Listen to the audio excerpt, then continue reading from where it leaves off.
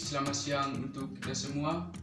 Perkenalkan, nama lengkap saya Ferdianus Sirsa, NIM 2020 310048.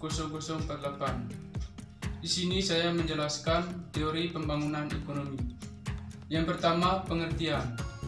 Pembangunan ekonomi adalah suatu proses kenaikan pendapatan total dan pendapatan per kapita dengan memperhitungkan adanya pertumbuhan penduduk dan disertai dengan perubahan fundamental dalam struktur ekonomi suatu negara dan pemerataan pendapatan dan penduduk suatu negara. Di sini terdapat 3 elemen penting yang berkaitan dengan pembangunan ekonomi. Yang pertama, pembangunan sebagai suatu proses, yang artinya pembangunan merupakan suatu tahap yang harus dijalani oleh setiap masyarakat. Yang kedua, pembangunan sebagai suatu usaha untuk meningkatkan pendapatan per kapita. Sebagai suatu usaha, pembangunan merupakan tindakan aktif yang harus dilaksanakan oleh suatu negara dalam rangka meningkatkan pendapatan per kapita dalam jangka panjang cenderung meningkat. Yang ketiga, peningkatan per kapita harus berlangsung dalam jangka panjang. Suatu perekonomian dapat dinyatakan dalam keadaan berkembang apabila pendapatan per kapita yang berikut faktor pembangunan ekonomi. Ada beberapa faktor yang mempengaruhi pertumbuhan dan pembangunan ekonomi. Yang pertama, faktor ekonomi.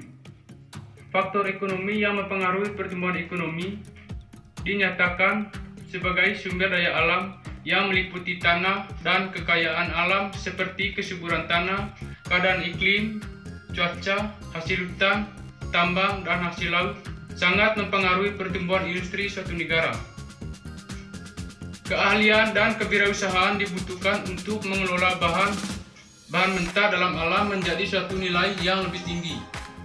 Sumber daya manusia menentukan keberhasilan pembangunan nasional melalui jumlah dan kualitas penduduk.